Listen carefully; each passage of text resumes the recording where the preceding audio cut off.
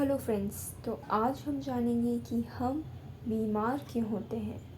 Y do we fall ill. तो सबसे पहले हम बात करेंगे स्वास्थ्य और उसका महत्व।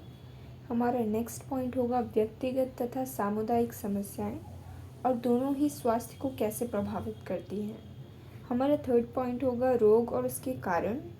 फोर्थ होगा रोग फैलाने के क्या साधन हैं। और लास्ट पॉइंट में हम बात करेंगे नियम कि क्या सिद्धांत हैं। तो बने रहिएगा पूरी वीडियो में हमारे साथ। चलिए शुरू करते हैं।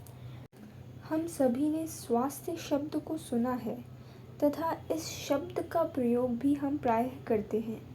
जैसे कि हम कहते हैं कि मेरी दादी का स्वास्थ्य अच्छा नहीं है। हमारे अध्यापक भी इस शब्द का प्रयोग करते हैं जब कहते हैं कि आपकी अभिवृत्ति स्वस्थ नहीं है। इस स्वास्थ्य शब्द का क्या अर्थ है? यदि हम इस विषय पर चर्चा करें तो हमें बोध होगा कि इनका अर्थ अच्छा रहने से है। हम इस अच्छापन का अर्थ प्रभावी कार्य करना से सोच सकते हैं। हमारी दादी के लिए बाजार जाना अथवा पास पड़ोस में जाने योग्य होना अच्छे स्वास्थ्य के प्रतीक हैं। यदि वे ये कार्य योग्य नहीं हैं तो हम कह सकते हैं कि उनका स्वास्थ्य अच्छा नहीं है। जब आपकी रुचि कक्षा में पढ़ने की है तो हम कह सकते हैं कि आपकी अभिवृत्ति ठीक है, और यदि पढ़ने की रुचि नहीं है तो कहते हैं कि अभिवृत्ति स्वस्थ नहीं है।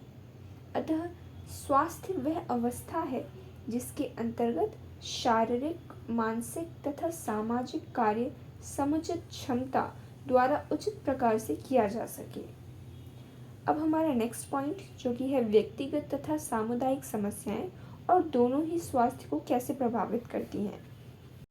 सभी जीवों का स्वास्थ्य उसके पास पड़ोस अथवा उसके आसपास के पर्यावरण पर आधारित होता है। पर्यावरण में भौतिक कारक आते हैं। उदाहरण के लिए चक्रवात यानी साइक्लोन हमारे स्वास्थ्य को अनेक प्रकार से प्रभावित करता है। सोचिए, कूड़ा करकट उठाने वाली एजेंसी कचरे का निपटारा ना करे तो क्या होगा। सोचिए, यदि नालियाँ साफ ना हों तो क्या होगा। यदि काफ़ी मात्रा में कूड़ा करकट गलियों में फेंका जाता है अथवा खुले नाले के रुके हुए पानी में स्थिर पड़ा रहता है तो खराब स्वास्थ्य की संभावना बढ़ जाती है। अतः सामुदायिक स्वच्छता व्यक्तिगत स्वास्थ्य के लिए महत्वपूर्ण हो जाती है। स्वास्थ्य के लिए हमें भोजन की आवश्यकता होती है। इस भोजन को प्राप्त करने के लिए हमें काम करना पड़ता है। इसके लिए हमें काम करने के अवसर खोजने पड़ते हैं। अच्छी आर्थिक परिस्थितियाँ तथा कार्य भी व्यक्तिगत स्वास्थ्य के लिए आवश्यक हैं। स्वस्थ रहने के लिए हमें प्रसन्न रहना भी आवश्यक है। यदि किसी से हमारा व्यवहार ठीक नहीं है और एक दूसरे से डर हो तो हम प्रसन्न तथा स्वस्थ नहीं रह सकते। इसलिए व्यक्तिगत स्वास्थ्य के लिए सामाजिक समानता बहुत आवश्यक है। हम इसी प्रकार सोच सकते हैं कि अनेक सामुदायिक समस्याएं हमारे व्यक्तिगत स्वास्थ्य को कैसे प्रभावित करती हैं। बात करेंगे हमारी थर्ड पॉइंट यानी कि रोग और इसके कारण। हर अंग तंत्र का अपना एक विशेष अंग होता है जिसका एक विशेष कार्य होता है। जैसे कि पाचन तंत्र में यानी कि हमारे डाइजेस्टिव सिस्टम में अमाशय तथा आंत होते हैं यानी कि स्टमक और इंटेस्टाइन, जो हमारे द्वारा खाए गए भोजन को पचाते हैं। हमारी पेशियों और अस्थियों से बना पेशी कंकाल तंत्र हमारे शरीर को संभालता है और शरीर की गति में सहायता करता है। जब कोई रोग होता है तब शरीर का एक अथवा अनेक अंगों एवं तंत्रों में क्रिया अथवा संरचना में खराबी परिलक्षित होने लगती है। ये बदलाव या परिवर्तन रोग के लक्षण दर्शाते हैं।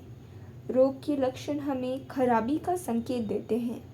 इस प्रकार सिर दर्द, खांसी, लूज मोशन, किसी घाव में पस यानी कि मवाद आना, ये सभी लक्षण हैं।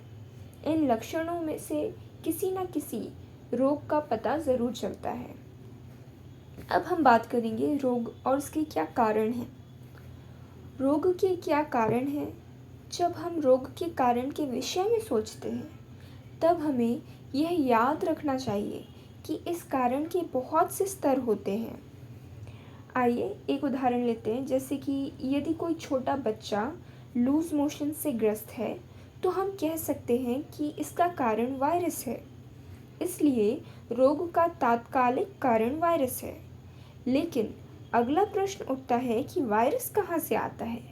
मान लो कि हमें पता लगता है कि वायरस दूषित जल पीने से आता है, लेकिन अन्य बच्चों ने भी तो दूषित जल पिया है। तब इसका क्या कारण है कि एक बच्चे को ही लूज मोशन हुआ और दूसरे को नहीं। इसका एक कारण यह हो सकता है कि बच्चा स्वस्थ ना हो, जिसके परिणाम स्वरूप ऐसा संभव हुआ हो कि यह बच्चा वायरस के संपर्क में आता है तो वह बीमार हो जाता है, जबकि अन्य बच्चे नहीं। अब प्रश्न उठता है कि बच्चा स्वस्थ क्यों नहीं है। शायद बच्चे का पोषण ठीक ना हो और वह पर्याप्त भोजन नहीं करता हो। अतः पर्याप्त पोषण का ना होना ही रोग का दूसरा कारण है। बच्चा पर्याप्त पोषण क्यों नहीं पाता। शायद बच्चे के माता पिता गरीब हों। बच्चे के लिए साफ पानी उपलब्ध क्यों नहीं था। शायद जहाँ बच्चे का परिवार रहता है वहाँ पर खराब लोक सेवाओं के कारण साफ पानी उपलब्ध ना हो। इस प्रकार से गरीबी और लोक सेवाओं की अनुपलब्धता बच्चों की बीमारी का कारण बन जाती है। अब आते हैं हम अपने फोर्थ पॉइंट पर, जो कि है रोग फैलाने के क्या साधन हैं। बहुत से सूक्ष्म जीवीय कारक रोगी से अन्य स्वस्थ मनुष्य तक विभिन्न तरीकों से फैलते हैं, अर्थात वे संचारित हो सकते हैं।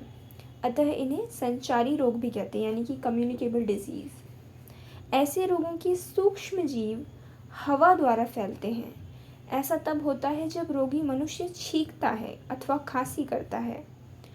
जल द्वारा भी रोग फैल सकता है, जब संक्रमणीय रोग यथा हैजा से ग्रसित रोगी के अपशिष्ट पेयजल में मिल जाते हैं, और यदि कोई स्वस्थ व्यक्ति जाने अनजाने में इस जल को पीता है तो रोगाणुओं को एक नया पोषी मिल जाता है, जिससे वह भी इस रोग से ग्रसित हो जाता है। सेक्सुअल एक्टिविटीज़ द्वारा दो लोग फिजिकल रिलेशनशिप में जब आते हैं तो यह आश्चर्यजनक नहीं है कि कुछ सूक्ष्मजीवीय रोग जैसे कि एड्स संपर्क के समय एक साथी से दूसरे साथी में स्थानांतरित हो जाए। और हम ऐसे ही पर्यावरण में रहते हैं जिसमें हमारे अतिरिक्त अन्य जीव भी रहते हैं, इसलिए कुछ रोग अन्य जंतुओं द्वारा भी संचालित होते हैं। इसका एक अच्छा उदाहरण है हमारे मच्छर। आइए अब हम बात करते हैं निवारण के क्या सिद्धांत हैं। तो यदि हम निवारण की बात करें तो वायु द्वारा फैलने वाले सूक्ष्म जीवों से बचाव के लिए हम खुले स्थानों में रहें और भीड़ भरे स्थानों पर ना जाएं। जल द्वारा फैलाने वाले सूक्ष्म जीवों से बचने के लिए हमें साफ जल पीना चाहिए। इसके लिए आप पानी में स्थित सूक्ष्म जीवों को मारने के लिए उपाय कर सकते हैं। रोगवाहक सूक्ष्म जीवों से बचने के लिए हमें साफ पर्यावरण में रहना चाहिए। ऐसे वातावरण में मच्छर उत्पन्न नहीं होते हैं, अर्थात संक्रामक रोगों से बचने के लिए स्वच्छता आवश्यक है। ऐसे बहुत से टीके आजकल उपलब्ध हैं जो संक्रामक रोगों का निवारण करते हैं और रोग निवारण का विशिष्ट साधन प्रदान करते हैं। टेटनस, डिप्थीरिया, कुकुर खांसी, चेचक, पोलियो आदि के टीके उपलब्ध हैं। यह बच्चों की संक्रामक रोगों से रक्षा करने के लिए सरकारी स्वास्थ्य कार्यक्रम है। इसके बाद हम बात करेंगे हेपेटाइटिस के कुछ वायरस जिससे कि पीलिया होता है। पानी द्वारा ये संचालित होते हैं। हेपेटाइटिस ए के लिए टीका उपलब्ध है, लेकिन देश के अधिकांश भागों में जब बच्चे की आयु 5 वर्ष हो जाती है तब तक वह हेपेटाइटिस ए के प्रति प्रतिरक्षी हो चुका होता है। इसका कारण यह है कि वह पानी के द्वारा वायरस के प्रभाव में आ चुका हो। इन परिस्थितियों में क्या आप टीका लगवाएंगे? बस आज के लिए इतना ही। चैनल को लाइक, सब्सक्राइब एंड शेयर करना ना भूलें। धन्यवाद।